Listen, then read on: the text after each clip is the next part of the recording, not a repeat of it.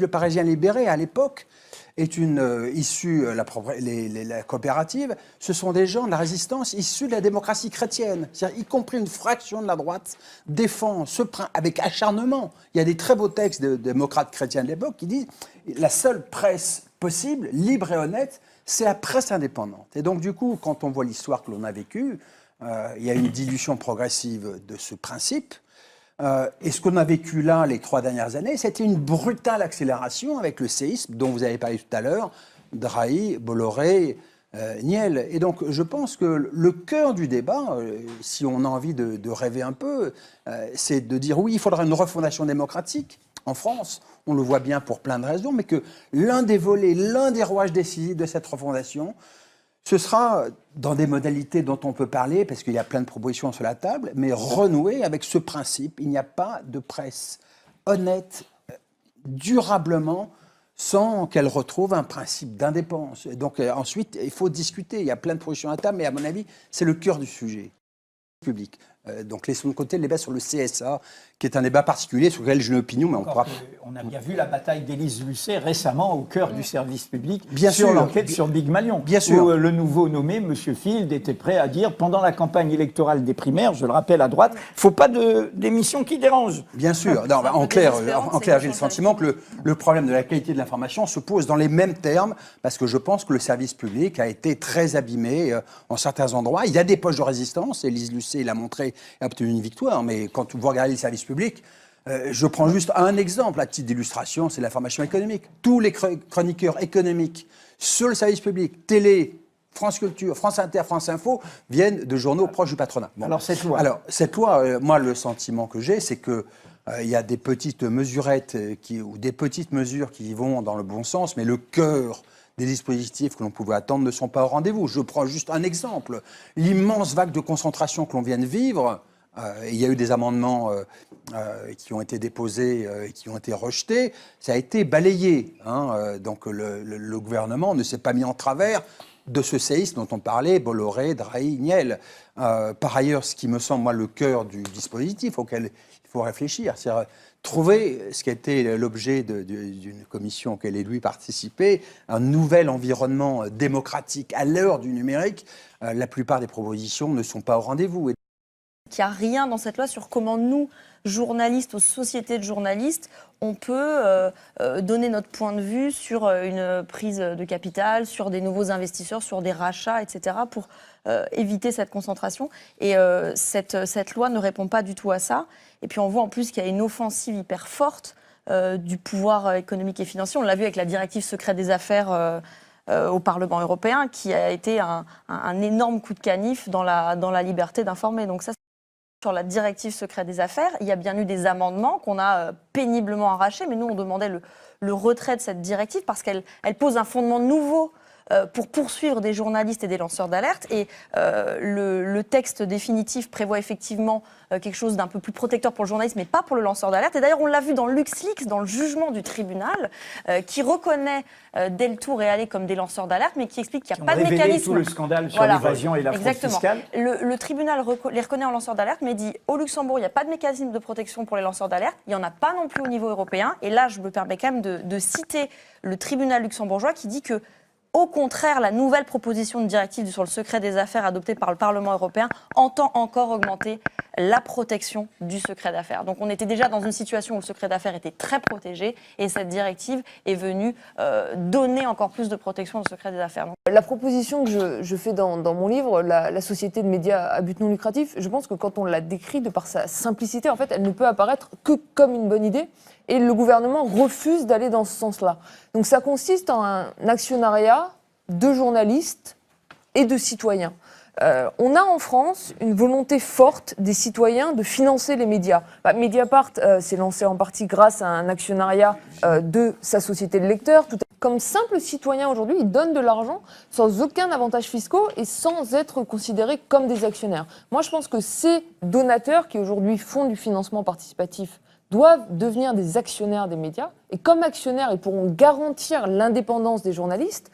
Et je pense que derrière, l'État doit défiscaliser les dons aux médias qui produisent un bien public, l'information, en leur permettant d'accéder au statut de fonds de dotation.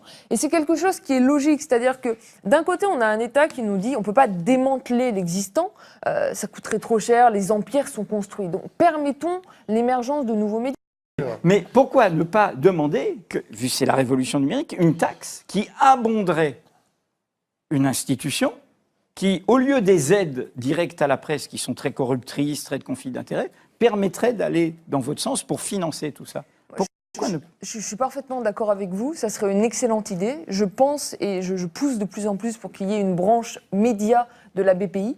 En France, on a une banque publique d'investissement qui refuse systématiquement de financer les médias au titre que les médias ne seraient pas innovants. Donc même si vous êtes un nouveau média en ligne avec un nouveau format, etc., vous n'êtes pas innovant du point de vue de la BPI. Elle n'a pas de culture démocratique, elle ne pense pas que c'est important pour oui, voilà, la elle pense que société. les médias ne sont pas importants. Elle agit comme une banque privée. Ils font du et pas private comme une equity, banque. ils Oui, font voilà, du exactement. business. C'est pas une banque à but démocratique. Oui, mais ça devrait être une banque à but démocratique. Et si le gouvernement ne veut pas réguler sur la concentration, au moins qu'il permette l'émergence de nouveaux médias indépendants. On a de l'argent, on a plus de 800 millions d'euros d'aide à la presse, on a des entreprises qu'on devrait taxer, notamment les tuyaux, les télécoms, donc taxons-les, prenons l'argent des aides, remettons les aides à plat. De toute façon, tout le monde s'accorde à dire que le système actuel ne marche pas, ce qui ne veut pas dire qu'il ne faut pas mettre d'argent public, il faut mettre de l'argent public, mais mieux, et permettons à des nouveaux médias indépendants d'émerger et d'émerger gros. Moi, je pense qu'une des catastrophes aussi aujourd'hui pour les jeunes journalistes qui essaient de se lancer, c'est aussi le cas avec 8e étage, c'est-à-dire qu'on vivote avec 1 ou 2 journalistes, donc il y a plein d'expériences qui se créent, souvent c'est innovant, il y a du contenu de qualité, puis ça s'effondre parce qu'en fait avec un journaliste on ne crée pas un média, il leur faut 10-15, donc il faut donner les moyens en France aux médias de se créer et de se créer de manière indépendante dès le départ.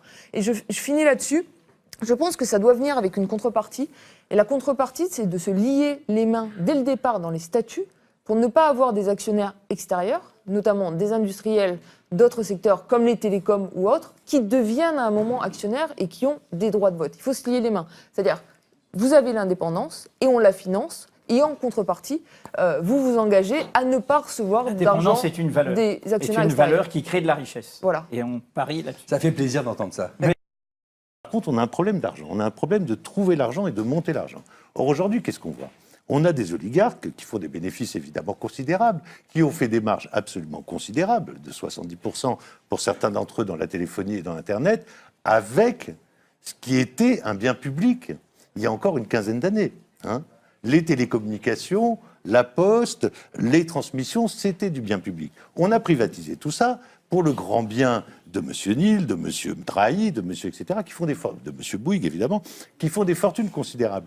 On pourrait se poser la question, est-ce qu'il faut taxer en partie cette ressource-là, ou est-ce qu'il faut la réapproprier et considérer qu'aujourd'hui, il y a une question du bien public qui est posée et que, en partie, les télécommunications font partie du bien public. J'irai même plus loin, la création journalistique fait partie du bien public pour moi aujourd'hui. Et donc, évidemment, c'est une affaire de tous les citoyens, mais que si on n'a pas cet argent-là, avec lequel, par parenthèse, pendant ce temps-là, on licencie partout. L'enquête de Politis, l'année dernière, sur les pratiques de Free, contredisait à peu près tout ce qu'on lit régulièrement dans la presse, puisque M. Neil met de l'argent absolument partout. Donc, plus ou moins, on se dit, bon, il ne peut pas être totalement un salopard puisqu'il met de l'argent à droite, à gauche, au milieu. Une méthode à l'intérieur de l'entreprise Free, à l'intérieur, oui, absolument, dans les centres d'appel. absolument, tout ça, voilà. avec un mépris de classe, je dirais, pour ce qui étaient les salariés des centres d'appel. Ce que fait M. Drahi aujourd'hui, c'est un licenciement dans SFR, et allez hop, les rédactions discutées, on discute tous les jours, moi, avec des copains de l'Express, avec des copains de l'IB, c'est absolument dramatique, les conditions dans lesquelles ils travaillent. Le projet est là, c'est-à-dire les pressurer au maximum. Donc je crois que là, il faut se poser, parce que ces gens-là, en même temps, qu'est-ce qu'ils font de leur argent? Ils font tous des palaces, aux Maldives, en Suisse, à Courchevel. À Zermatt. À Zermatt, absolument. 7. Pour ceux qui nous écoutent, ils ne savent pas, c'est le Drahi. lieu, la résidence de Drahi. Drahi. Il est en train de construire 7 chalets, j'ai oublié la superficie, mais genre 350 mètres carrés, qui seront vendus entre 20 et 50 millions d'euros pièce, chaque chalet. Donc, avec tous ces chalets, ça fait à peu près 300 millions d'euros, on pourrait déjà faire beaucoup de choses pour l'information en France. Donc la question de la propriété des compagnies de téléphone est très ouvertement posée aujourd'hui. Alors un très court texte, je vous dirai après qui est l'auteur. Toute notre tentative serait vaine, c'est un responsable de journal qui parle évidemment, ou même dangereuse, si l'entière indépendance du journal n'était point assurée et s'il pouvait être livré par des difficultés financières à des influences occultes. Faire vivre un grand journal sans qu'il soit à la merci d'autres groupes d'affaires est un problème difficile mais non pas insoluble. Tous ici, nous nous donnerons un plein effort de conscience et de travail pour mériter ce succès, que la démocratie nous y aide. Ce texte, il a été écrit il y a 112 ans. C'est une devinette par pour un homme Edoui. qu'Edoui cite souvent, et donc c'est mon cadeau de fin que de citer Jean Jaurès. Bien sûr. Il y a 112 ans, et cette Bien problématique, elle était déjà la même, malheureusement. C'est l'éditorial de la création de l'humanité, si je ne me trompe. Exactement. Voilà. Et